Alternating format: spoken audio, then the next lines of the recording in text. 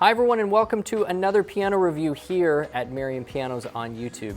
Today we're talking about the F701 from Roland. This is the upgrade from the F140 and we are going to be taking an in-depth look at the model as well as talking about how it compares to what it's replacing, the F140. So whether you are fresh to the market or whether you were already thinking about one or both of those models, we really hope that you find the video useful and maybe even a little bit entertaining. If it's the first time to the channel, we'd also really appreciate if you subscribed because we'd love for you to join our ever-growing community of piano lovers from all around the world. Without further ado, let's get started with the F701 right away.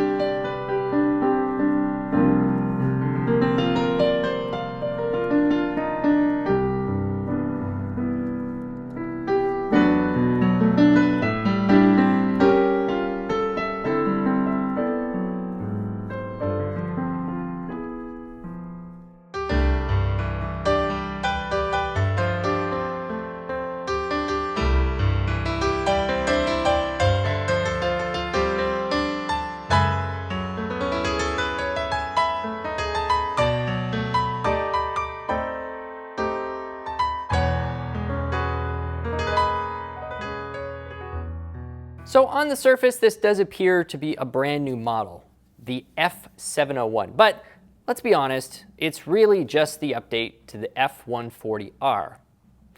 And so we are going to be looking at what the F701 gives you. We're also going to be making direct comparisons and references to the F140 throughout this video though, so that you understand exactly what's been updated. Let's say you are currently waiting on an F140 back order and you have just been told you're going to be getting an F701 instead. Well, now you're going to know exactly what those differences are. Perhaps you already got a previous F140, maybe not the R version or whatever, and you're thinking, might it be time to upgrade? Well, hopefully this video is going to answer some of those questions. And let's start with the sound, which is really the core of every instrument and something I love to focus on because honestly, if the sound doesn't do it for me, it doesn't really matter what else the instrument has. I'm never going to be won over. So the F701 incorporates the brand new BMC chip, and this is the behavioral modeling chip, and that is something that Roland is including on a wide variety of its new models. It comes on the new FP30X, 60X, and 90X. It also included on the RP701, which we are also going to be taking a look at on the channel. And more or less, it's just a newer, more fan-dangled processor that can handle more things that you throw at it. And so what Roland has done on a lot of these earlier, lower level models is that they have increased the complexity of the supernatural engine. So the piano tone is now producing more overtones and has higher polyphony. All of the other supernatural engines, the E-pianos, the pads, you name it, it's just a thicker, more complex tone. So the F701 has that chipset, the F140 did not, and what that is going to give you is a more complex, thicker, higher fidelity tone for anything in the instrument that's utilizing the supernatural architecture. Let's play it and we'll hear it. Now we are taking a direct line out of this instrument, but we are also recording with two large diaphragm stereo microphones, and we don't blend them. We're going to tell you exactly when you're either hearing direct line outs or the internal speakers on the instrument. It's very important these days for people to have an impression not only of what it's going to sound like with headphones on, but what it's going to sound like when you're just playing in a room on your own with nothing else attached to it. So here is the default piano sound on the F701.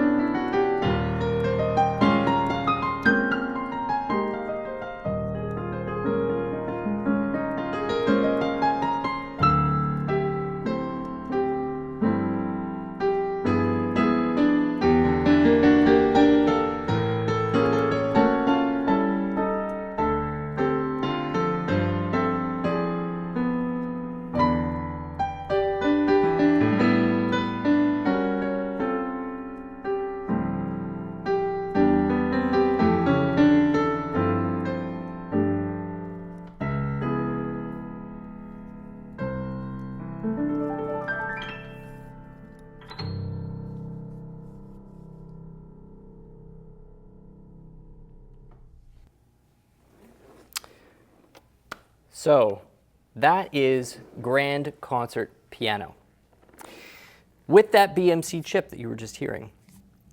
It is producing 256 notes worth of polyphony. That is a major upgrade over what the F140 was offering at 128.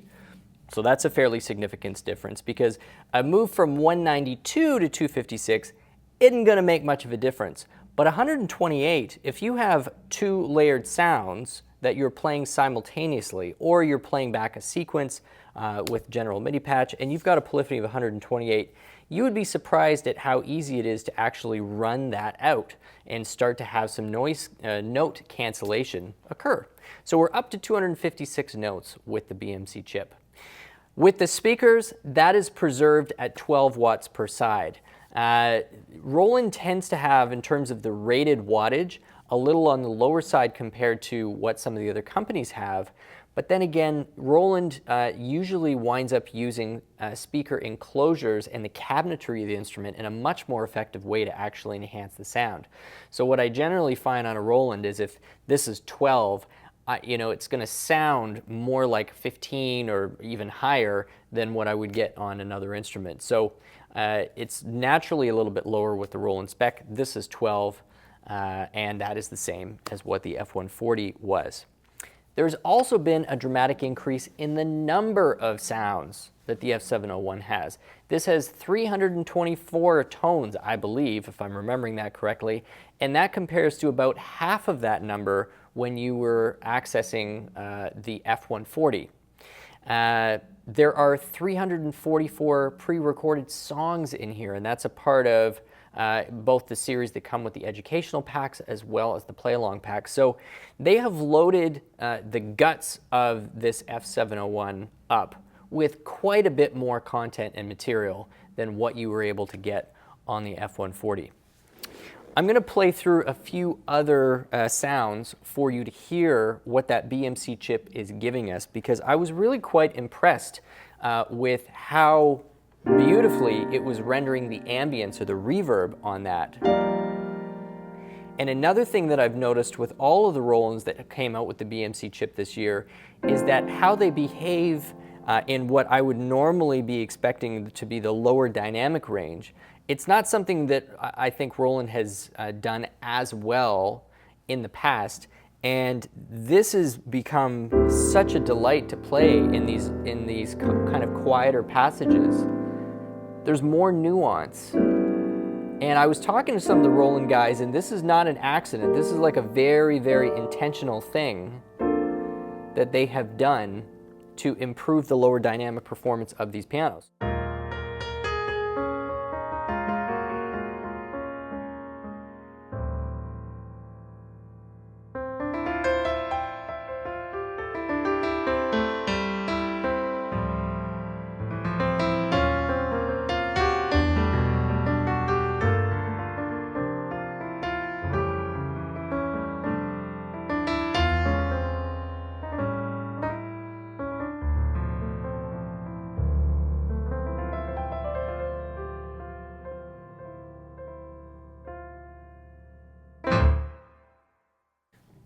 So, here's ballad piano.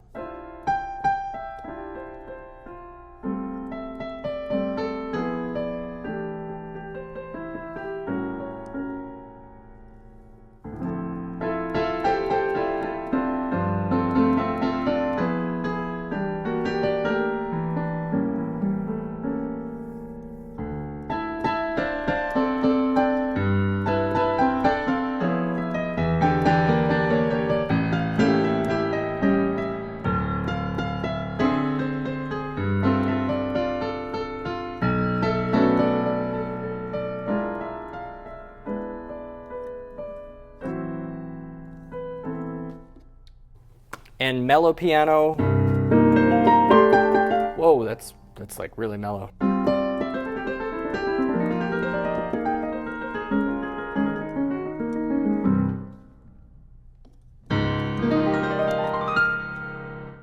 And bright piano. Upright piano.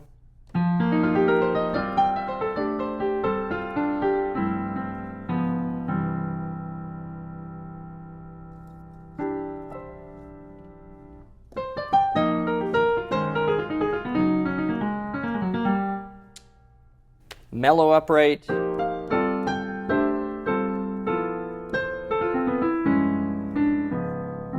Almost sounds like a bit of a Wurlitzer sound in there. Upright pianos are a hard thing to emulate. This is not the most convincing one that I've played, and I know that Roland actually has a better one in the LX.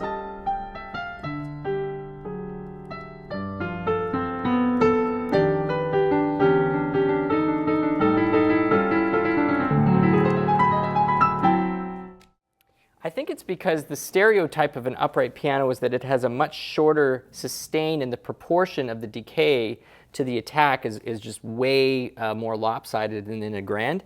It's not actually the case. A really great upright has just the same level of sustain and the same kind of proportion between the attack of the note and the decay of the note. It's just it's surrounded by a box, so you have a different mixture of like resonances off the cabinet that are coming from some of the inharmonicities of the strings.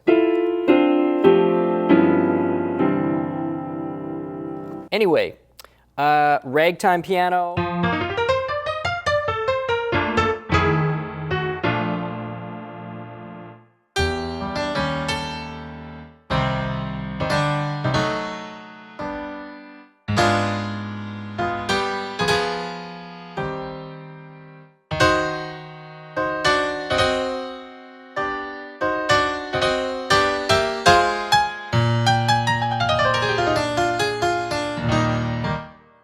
Classical forte piano. Harpsichord.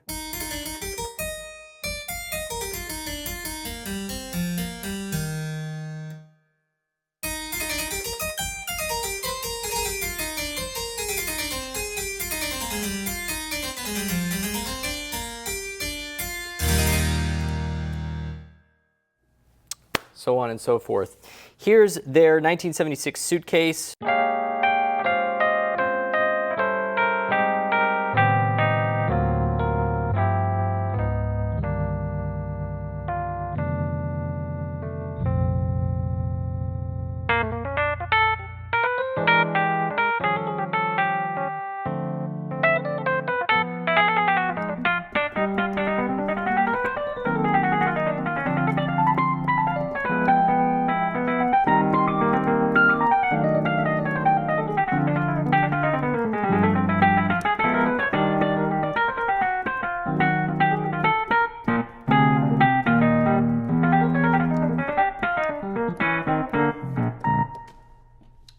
'76 suitcase, so on and so forth. A lot of these sounds are going to be familiar to people who have already explored Roland because by and large their tone sets travel between instruments. So what you find on the 701 is going to be the same as what we find on the RP 701, very similar to what we're also going to find on, say, like the FP60 X, that is.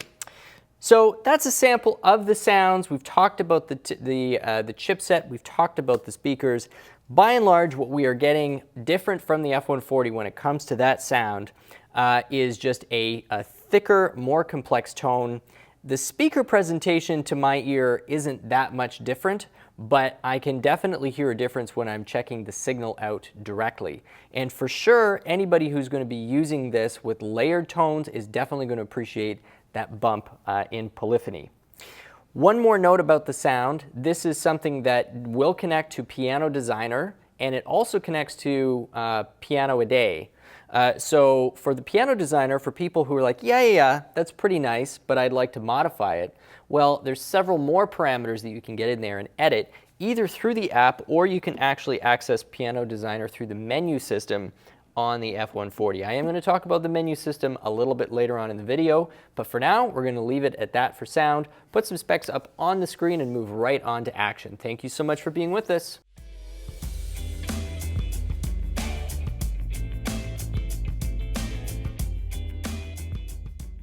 So the action on the F701 is the very familiar PHA-4. This is an action that you find in many of the Rolands in their lower and mid-range. It's on most of the FP series. It's also on the RP701. It's on the RP102.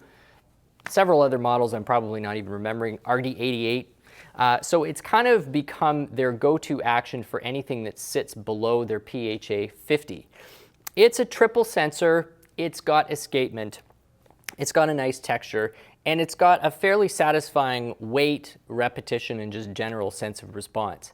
One of the things that comes up a lot in comments both on YouTube and people who just reach out to me through email because of these videos, asking questions about the action. And this is what I would say about the action. For people who are going to be putting any, not just Roland, but any digital piano through a major commercial level use, the PHA 4 isn't really designed for that. If this is going to be in use 3-4 hours a day, and this is going to be transported, it's going to be played on virtually every day, and it's going to be played on by pretty heavy users, there are actions that are built for that level of use out there. The PHA 50 would be one of them. The grand feel action that Roland is putting on the LX 706 and 708 definitely would be one of them. The grand feel 3 action that Kawai has on, for example, their CA 79 and 99, that would be another one. These are actions that are designed for thousands and thousands of hours worth of use by professional players. They've gone through numerous engineering cycles specifically to address a lot of those durability issues that digital pianos chronically had in the past. The PHA 4 is part of a class of action that I would say is designed for medium level use, light commercial to medium level use in the home. It's going to feel and respond really well. And in some contexts is going to feel just as nice as a PHA 50. But run this thing into the ground after 3,000 hours and it was going to loosen up a little bit, just like pretty much every other plastic action that I can think out there. So I think for the category, the action is nice and durable, it feels good, and I think it sort of cuts down the middle in terms of it's just general satisfaction of playing. Very similar to say a PHA, an RH3 action for Kawai feels maybe just a slightly heavier than an RH3 action in the Kawai, but not dissimilar in terms of I guess its overall level of satisfaction. So, whoa. Let's get back to piano here.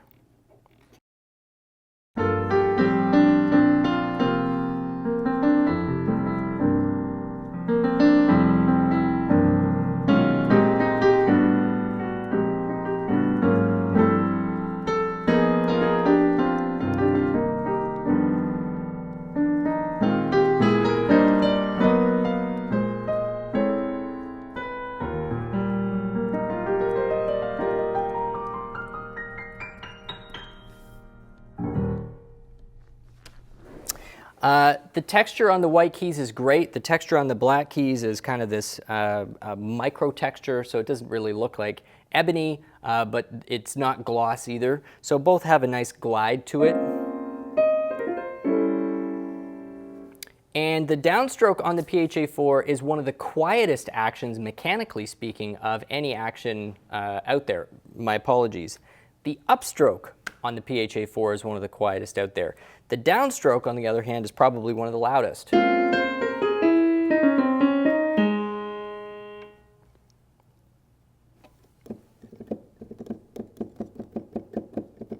But almost inaudible on the way up. So it depends on your style of playing. If you're a pretty light player, you're going to be very quiet to anybody else in the room on a PHA 4. If you're a pretty heavy player, you're going to hear a PHA 4. That's about all I've got for action. This is an action we've reviewed a number of other places, so if you want even more commentary, you can hop to any of those other instruments that have it and hear me yak away. But we are going to keep moving along to our third section. We're going to talk about connectivity, some of those apps that it works with, as well as the new control interface. Thank you so much for being with us. We'll be back in just a second.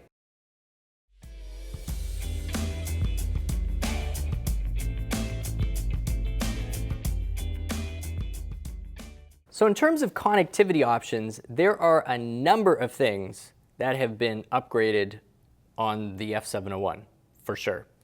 For one, Bluetooth audio. You can stream to the F701 and use the onboard speakers as a Bluetooth audio sound source. Number two, you can record audio onto USB key, not in MP3, but in WAV. Could not do that on the F140. It also has USB audio interface, which means you can plug this in to a computer with one of those, printer cable-y type looking USB cords, and you can send and receive USB audio digitally to and from your computer, either from a DAW or just the system sound itself. That's super handy. And you've got independent control of that incoming audio within the menu system.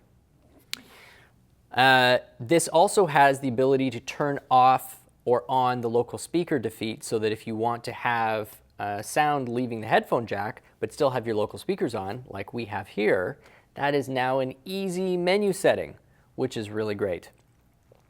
The piano comes in black. It also comes in white and is also available in light oak. So there's several different colors that this is now being offered in. And one of the most substantial improvements, although it may not seem on the surface that this would be that meaningful, they're including a bench now with the F701. The F701 always, or I should say the F140 always kind of straddled this odd line between, like, sure, it's sort of this smaller keyboard, the price point was a little bit lower, and there was never a bench included with it, and people would put chairs in front of it or these cheap little collapsible benches. But it always had the potential to stand in a room as a really nice highlighted piece of contemporary furniture. Well, there's now a bench that comes with it that is totally in line. Now, it's not this bench. I'm sitting on a concert bench that probably costs close to as much as this keyboard does, but Roland is including one of their RPB benches with the F701. It comes with the triple pedal as well, which is great. The last couple things I'm going to mention is really the control surface on this instrument, as well as the app that it comes with. So on this new control interface, this is something that they have taken really from their experience with the HP and the LX line.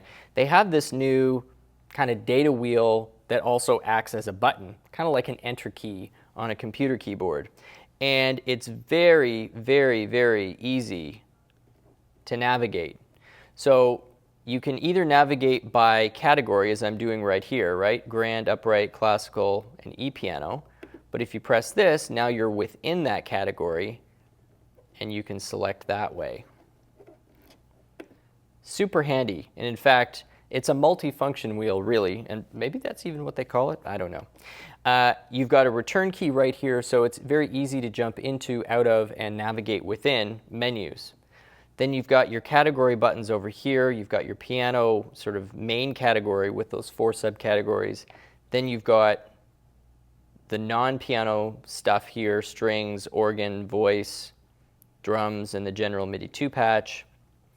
You've got your metronome function here. And then to the right of the display, you've got the ability to select a lot of those internal songs and educational material that's built in, your transport keys. This is a very, very easy way to control what parts, left, right, and accompaniment right here. And then you've got volume keys down the left side, your main menu key, and then your on and off. It's a very slick looking interface, and it's very easy to learn. I don't know what you can do about this, but I have to say I was a little bit annoyed with the fact that there's 41 pages within the menu setting. But then again, I'm kind of glad that there's 41 pages within the menu setting, because on the one hand, I would prefer that there not be that many pages to flip through, like maybe break those into a couple of categories. But on the other hand, if you know what you're looking for, every single one of these things is handy. I mean, none of it is superfluous. Keyboard mode, song transpose, input Bluetooth, audio, recording mode, rename song, you name it, through, and it's all in one place. So I could have gone either way, but definitely I can live with the fact that it's there in one layer of kind of menu logic, and super easy to navigate and edit with this kind of multifunction wheel that they've got right there. And then the last thing is this pairs very well to both of their apps, the Piano Designer app as well as the Piano Everyday app. I mentioned that earlier. And the reason that you might want to use the Piano Everyday app really is for the remote control function. And with the remote control function, what you're able to do is, instead of using the wheel to select sounds, you now can go through and select on the phone, and visually it's a little easier to see what's going on.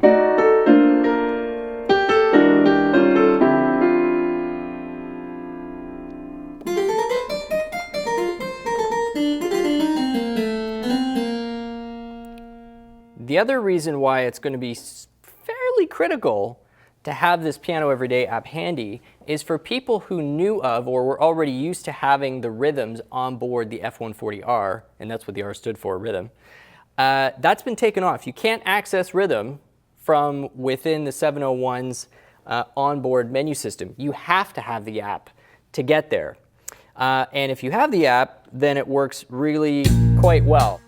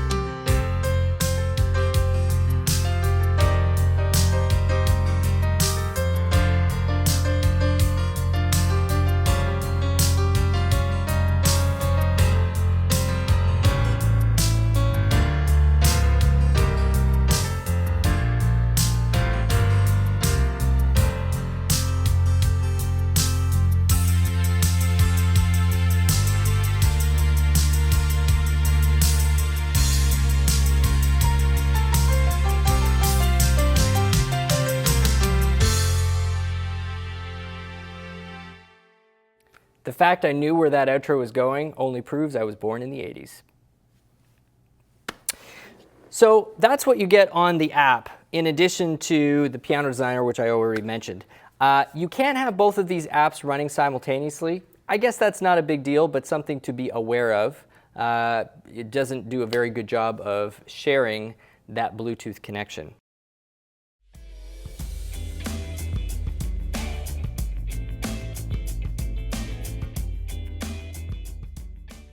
So there's the F701 in a nutshell. We've got an instrument which is priced right at a sweet spot for a lot of people's budgets. It's before you start to get into some of the $3,000, $4,000, $5,000 price points for people really looking at a digital as a full alternative to an acoustic piano purchase. But it's definitely not an entry-level instrument either. I could see this appealing to somebody who's got a relatively small footprint. They need to keep the instrument nice and small, or they just like the look of this lean contemporary instrument. And this is going to be something played for not beginner use, but let's call it hobbyist use, or medium difficulty, medium to upper medium difficulty stuff. And it's a personal instrument, especially if you are going to be possibly using this with some other media or maybe some personal recording. Perfect instrument. So, hope you have enjoyed this review of the F701. Please check out many of the other reviews that we have on the channel, including a lot of other Rolands, Kawais, Yamahas, you name it, digitals, acoustics, everything you could imagine. If you've enjoyed the video, we'd really appreciate if you subscribed. We'd love to see you back as a future viewer and a regular commenter on our channel. Thank you so much for watching. My name is Stu Harrison. This has been Merriam Pianos on YouTube, and we'll see you again soon.